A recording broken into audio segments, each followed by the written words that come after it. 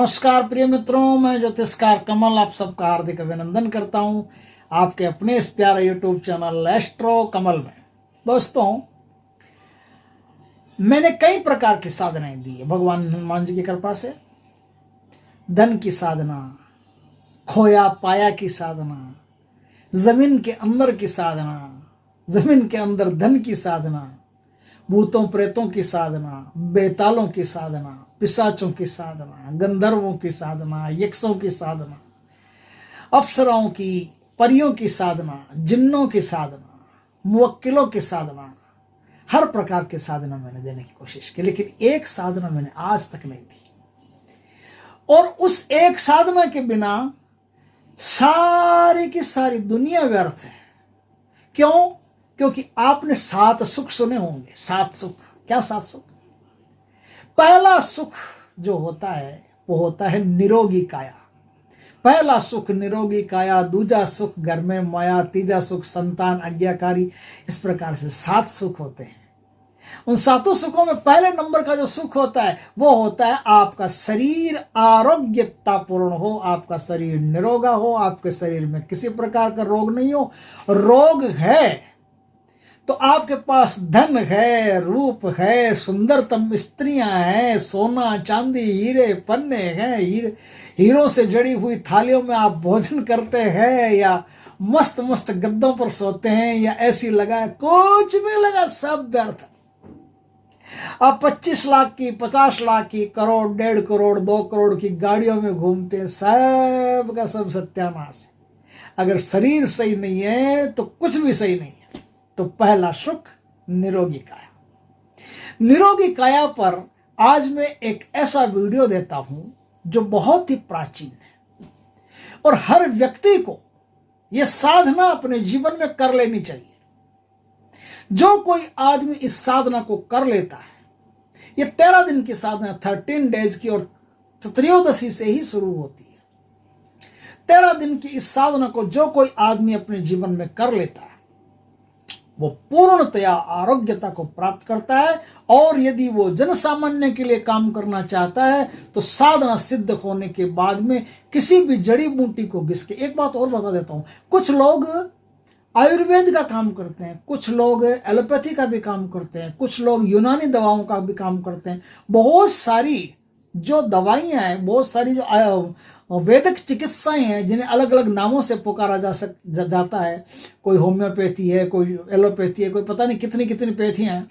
वो सारी पैथियों में काम करते हैं, लेकिन काम तो एक ही है ना, शरीर को ठीक करना। घुमा फिरा के कान को इधर से पकड़ो चाहे इधर से पकड़ो, हाथ घुमा के पकड़ो, कानी पकड़ना। तो घुमा फिरा के बात है कि शरीर को ठीक करना। तो जो आदमी शरीर को ठीक करने से संबंधित वेदक की कोई भी प्रकार की कार्यशैली को अपनाता है, वो आदमी इस साधना को कर लेता है तो उसके हाथों में एक चमत्कार पैदा हो जाता है। क्या हो जाता है? चमत्कार पैदा हो जाता है। वो जिस मरीज को छू लेता है वो मरीज अपने आप ठीक होने लगता है। मतलब आप मेरी बात का गलत अर्थ मत लेना। जिस मरीज को छू लेता मतलब ये नहीं कि हाथ लगाते ईसा मसीहा की तरह ठीक हो जाएगा, नहीं, हाथ लगाते ही कोई ठीक नहीं होगा। जैसे ही छू लेगा मतलब है कि वो अपने हाथ से दवाइयां देगा, वो आदमी उस मरीज के संपर्क में जाएगा, तो उस आदमी के अंदर, जो आदमी साधक होगा उसके अंदर इस साधना को करने से क्या होगा? रोग निरोधक एनर्जी पैदा हो जाएगी। रोग निरोधक एनर्जी पैदा होने से, अमृत तत्व पैदा होने से वो आदमी जिस व्यक्ति के भी संपर्क में जाएगा उस आदमी में संजीवनी दौड़ने लगेगी। वो आदमी बीमार से बीमार होगा तो भी उस आदमी के करीब जाने मात्र से, दवाइयां तो अभी दूर की चीज है, करीब जाने मात्र से। आपने देखा होगा कुछ समाधियां ऐसी होती है साधु संतों की कि उस समाधि के हम करीब जाते हैं तो हमारे मन को असीम शांति मिलना शुरू हो जाती है। क्यों हो जाती है? ये हमारी ऊर्जा थोड़ी है, ये वो जो समाधि में सो रहा है ना, उस संत की ऊर्जा है। उसने वैक्यूम को प्राप्त कर लिया है, उसने परमात्मा को प्राप्त कर लिया है। तो जिसने परमात्मा को प्राप्त कर लिया तो उसके पास जाते हैं हम ना, तो हमें अपने आप एक शांति महसूस होना शुरू हो जाती है। उसी तरह से जो आदमी भगवान धन्वंतरी की इस साधना को कर लेता है उसके अंदर रोग निरोधक ऊर्जा अपने आप जनरेट होना शुरू हो जाती है, बनना शुरू हो जाती है।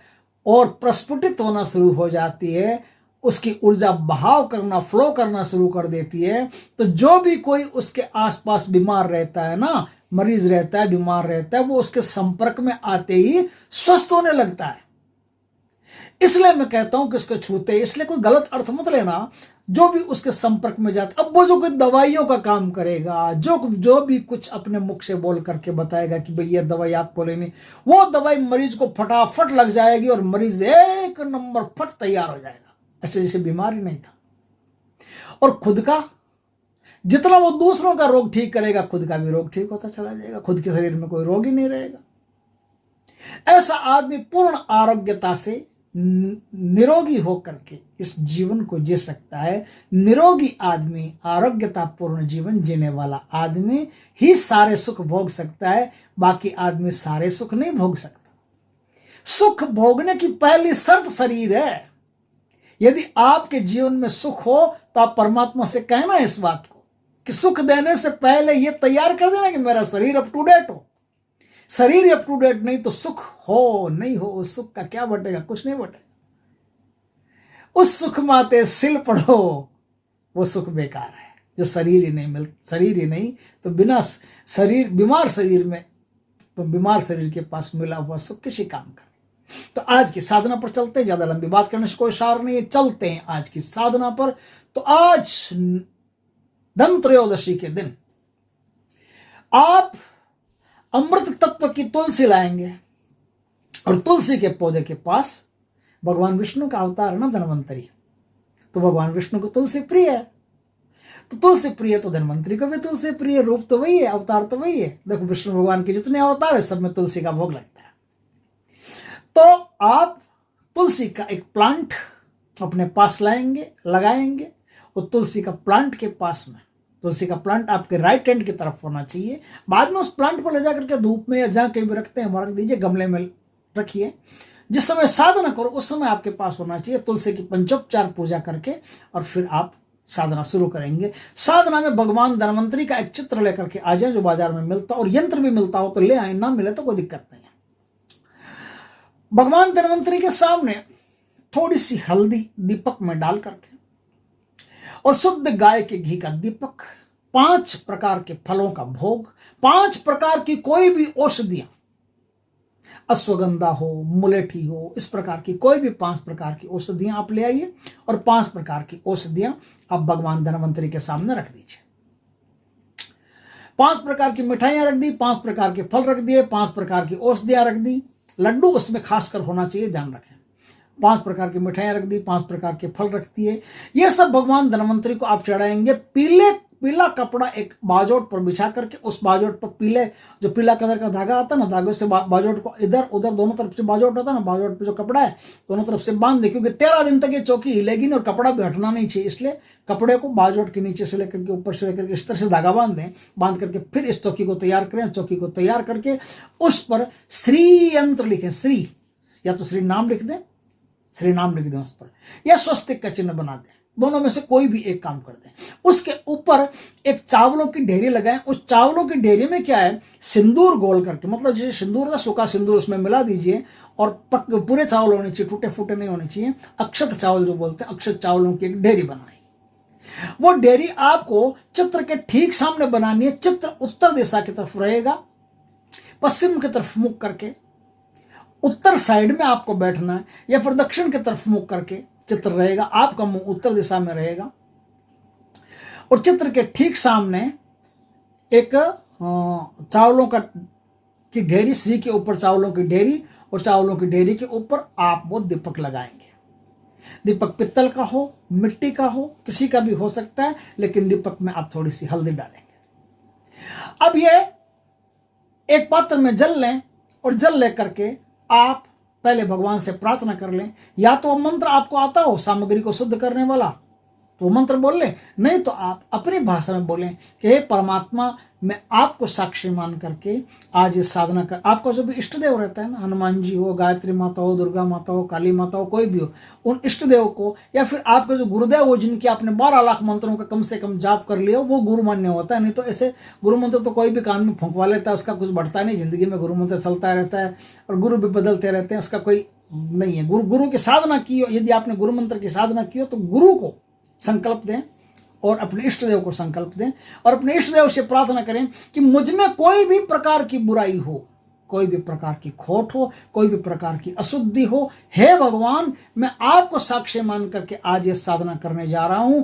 हे प्रभु, आप मुझे और मेरी सामग्री को पवित्रता प्रदान करो और इस साधना के योग्य बनाओ।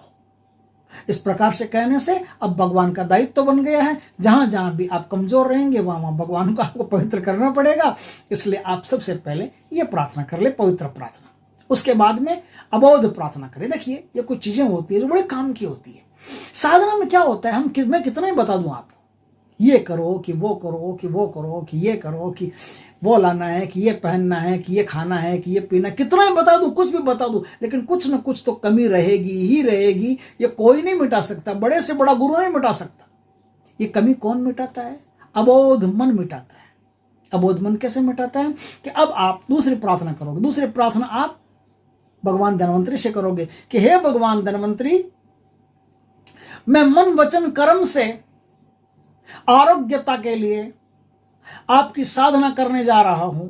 मैं अपनी और समाज की, देश दुनिया की आरोग्यता के लिए आपसे प्रार्थना करता हूं। मैं यह प्रार्थना करता हूं कि आप मुझ पर कृपा करें ताकि आपके द्वारा मैं अपनी और संसार की सबकी आरोग्यता को कायम रख सकूं, निरंतर रख सकूं, जो भी है ऐसा आप बोलते हैं। और हे भगवान धन्वंतरी, मैं अबोध हूं, अज्ञानी हूं, मैं पूर्ण निष्ठा से, पवित्रता से, पूर्ण संलग्नता से, जागरूकता से आपकी साधना करने का प्रयास कर रहा हूं। फिर भी हे भगवान धन्वंतरी, हे कृपालु, मुझ में अगर कोई भी प्रकार की कमी हो या मेरी साधना में कोई भी प्रकार की कमी रह जाए, या मैं मंत्र नहीं जानूं, या मैं विधि नहीं जानूं, मैं कुछ भी नहीं जानता हूं, मैं अज्ञानी हूं, हे देवता आप कृपालु हो, आप दयालु हो, मैं आपकी शरण में हूं, मुझ पर कृपा करें और मुझे साधना में सफलता प्रदान करावें। ये अबोध प्रार्थना है। ये अबोध प्रार्थना जरूरी होती है। ये अबोध प्रार्थना आपने बोल ली तो अब देवता की जिम्मेदारी बन जाती है कि आपने अगर आसन ठीक से नहीं लगाया तो भी कोई दिक्कत नहीं। आपने अगर मंत्र में कोई अक्षर, क्या होता है, मंत्र दोष होता है, कोई अक्षर अगर भूल गए, आप आगे पीछे कुछ लगाना भूल गए तो मंत्र दोष होता है। मंत्र को ज्यादा तेज बोल दिया, मंत्र को धीरे बोल दिया, मंथर गति से नहीं बोला, त्वरित गति से नहीं बोला, तो फिर मंत्र दोष होता है। तो ये सारे दोष जो होते हैं ना, वो दोष आप अपने ऊपर जिम्मेदारी रखोगे तो होगा। देवता के सामने आप कह दोगे कि मैं अबोध हूं, तो फिर मंत्र दोष वगैरह आपको नहीं लगेगा। तो अब ये बोल करके अब आप साधना शुरू करिए। साधना में तुलसी की माला चाहिए आपको। तुलसी की माला आपके पास होनी जरूरी, और माला ऐसी हो जो चिकनी हो। ये मैं काफी दिन पहले वीडियो दे रहा हूं, धनतेरस अभी आने वाली, बहुत अभी कुछ देर है, उसके पहले पहले आप माला को चिकनी बना सकते हो। अगर माला बाजार में आपको चिकनी नहीं मिले तो आप शुद्ध गाय का घी लेकर के उसमें पहले तो आराम से उस माला को धो लेना, साफ कर लेना, गंगा जल से आदि साफ कर लेना बढ़िया। उसके बाद में शुद्ध गाय का जो घी होता है ना, शुद्ध गाय के घी में कुछ दिन माला को 2-3 दिन पड़े रहने देना, या शुद्ध गाय का घी माला पर इसे चौपड़ करके उसको छोड़ देना, उसे थोड़े दिन चिकना रहने देना। वो स्मूथ चिकनी माला आपके हाथ में होनी जरूरी है। हमारा क्या है, अभी गुरुजी ने 27 तारीख से वो पाताल निवासने की साधना करवा रहे हैं, तो लोग पूछते हैं उनसे कि गुरुजी कमलगट्टे की माला इसमें लेनी, आपने बताया तो ये चलेगी क्या, ये खुरदरी है, ये ऐसे है, ये वैसे है। एक छोटा सा नियम बता देता हूं, माला कोई भी हो, माला चाहे खोपड़ियों की भी हो, माला चाहे सांप की हड्डियों की भी हो, माला हमेशा ही स्मूथ रहनी चाहिए, चिकनी रहनी चाहिए। जितनी चिकनी माला रहेगी उतना ही साधना में सफलता आपको जल्दी मिलेगी, और माला जितनी खुरदरी रहेगी उतना ही साधना के द्वारा आपको दर्द की प्राप्ति होगी, आपको क्षोभ की प्राप्ति होगी। इसलिए माला खास कर ध्यान रखें कि जो माला आपके पास हो, रुद्राक्ष की हो या किसी की भी हो, जब आप जपे तो माला चिकनी होनी जरूरी है, स्मूथ होनी जरूरी है। इसीलिए लाल चंदन की जो माला होती है ना, प्राय स्मूथ ही होती है। जब हाथ में आती है तो ऐसा लगता है जैसे घी हाथ में आ गया है। तो आप माला को कुछ दिन गाय के घी में रख करके और फिर इस साधना को करें। इस साधना में 11 माला कंटिन्यू रात्रि 11 बजे से शुद्ध गाय के घी का दीपक जला करके और शुद्धता पूर्वक ब्रह्मचार्य का पालन करते हुए, मौन का पालन करते हुए, किसी से अधिक बातचीत न करें, अपने शब्दों को व्यर्थ जाने न दें, उतना ही बोलें जितने की जरूरत है, बिना जरूरत के शब्द बोलना मना है।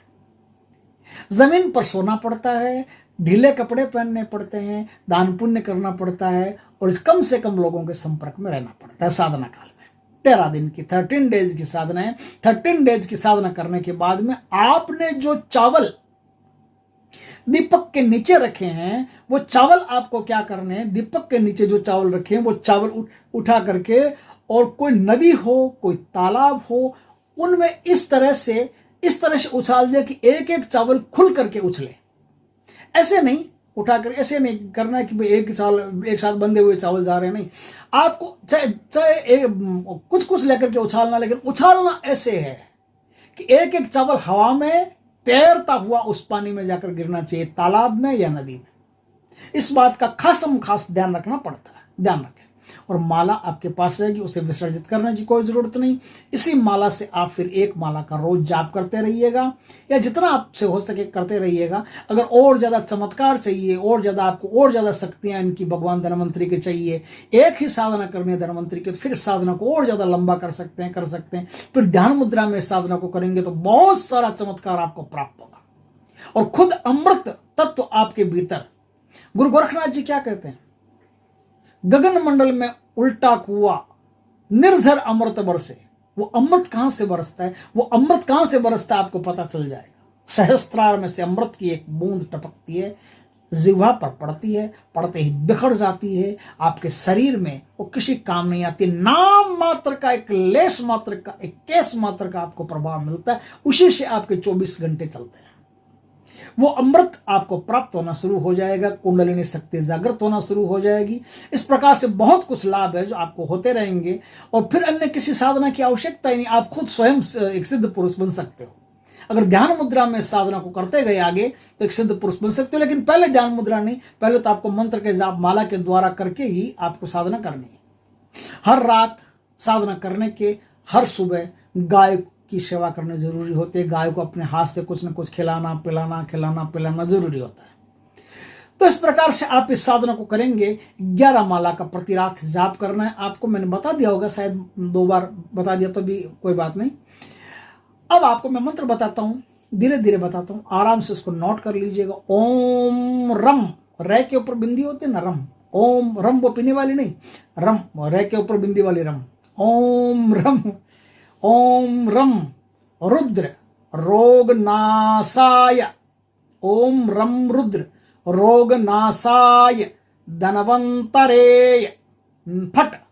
ओम रम रुद्र रोगनाशाय धनवंतरे फट। ये मंत्र है। इस मंत्र का जाप करके आप एक ऐसी सिद्धि प्राप्त कर सकते हो जिससे आप इस संसार में किसी को भी रोग मुक्त कर सकते हो। दोस्तों, वीडियो अच्छा लगे तो लाइक करना, कमेंट करना, शेयर करना, और यदि पहली बार हमारे चैनल पर आए हो तो चैनल को सब्सक्राइब करना, पास में जो बेल आइकन का बटन है वो दबा देना, ताकि हमारे ज्ञानवर्धक जानकारीपूर्ण वीडियो सबसे पहले आपके पास आ सके। जय श्री कृष्ण दोस्तों।